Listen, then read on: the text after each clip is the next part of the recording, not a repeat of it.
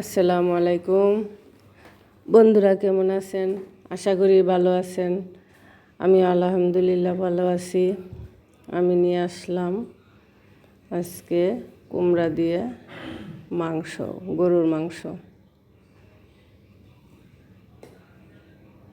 কড়াই গরম হয়েছে, এখন তেল দিব। তেল দিয়া পেঁয়াজ দিব। পেঁয়াজটা দিয়ে দিলাম।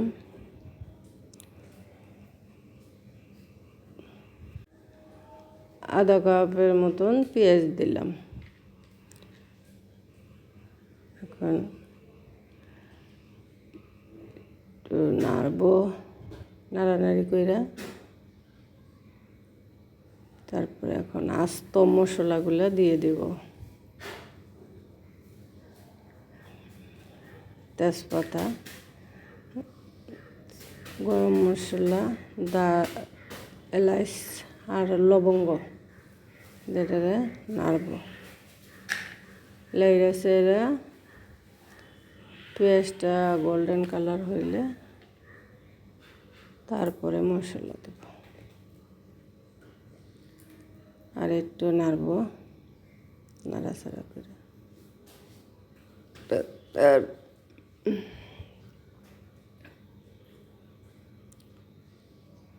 এখন মশলাগুলা একে একে দেব। আর একটু নাড়ব। নাড়ার পর আদা রসুন 2 টেবিল চামচ। এখন তেলের সাথে আদা রসুনটা একটু ভাজবো,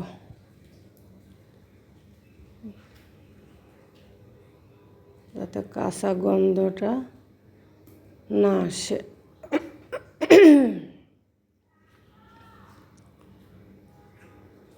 এখন একটু পানি দেব গুঁড়ো মশলা দেওয়ার জন্য। মরিচের গুঁড়া, হলুদের গুঁড়া,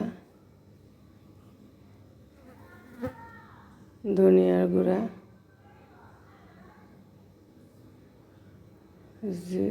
রাঁধুনি, জিরার গুঁড়া, গরম মশলার গুঁড়া। এখন দেব স্বাদ মতো লবণ। দেওয়ার পর মশলাটা একটু কষাবো তেল ছাড়া অবধি। মশলাটা যখন তেল ছেড়ে দিব তখন মাংসটা দিয়ে দিব। এখন একটু মশলাটা একটু নাড়াচাড়া করি।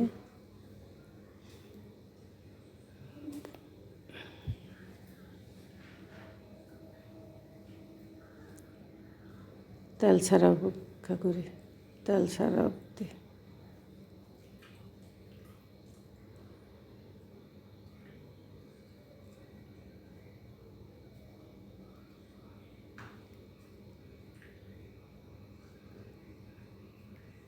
মাংসটা দিয়ে দিব।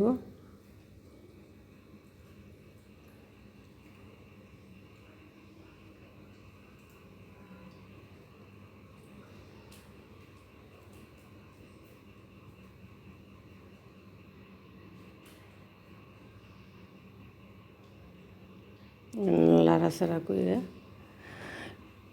মশলার সাথে ডাইকা দিব।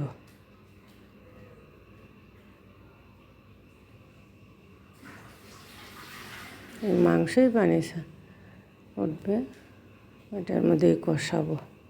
এখন আর পানি দিব না।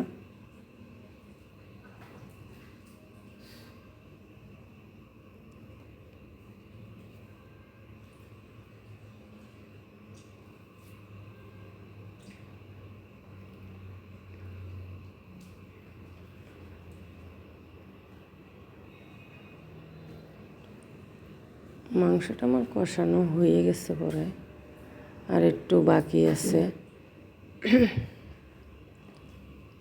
আমার ঠান্ডা লাগছে তো, গলাটা কেমন করে, আপনারা কিছু মনে করেন না।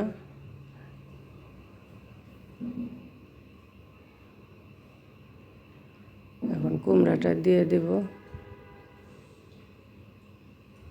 কুমড়াটা দিয়ে কিছুক্ষণ কষাবো, কষাইয়া তারপরে জল দিয়ে দেবো। গরম পানি দেবো, ঠান্ডা পানি না।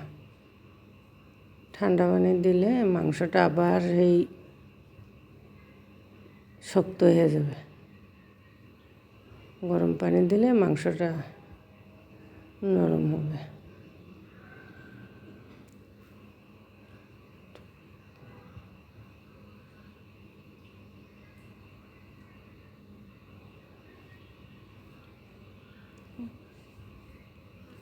আমি একাই ভিডিও করছি তো ক্যামেরা কখন বন্ধ হয়ে গেছে বুঝতে পারি নাই।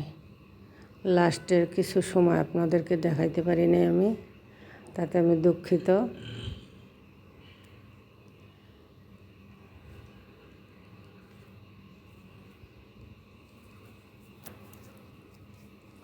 হালকা জল দেব, দিয়ে এখন ডাইকে দিব।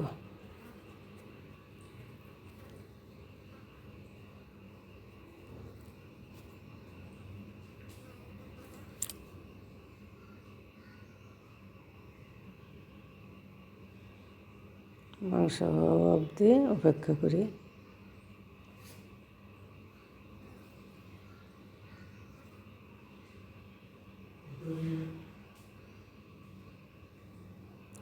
কুমড়াটা উপরে বেসে উঠছে, এটা তো ফ্রিজে ছিল, এই কারণে এরকম সাদা সাদা দেখা যায়। আমার রান্নার শেষ, আমার ক্যামেরাটা বন্ধ হয়ে গেছিল, কখন বুঝতেই পারি নাই।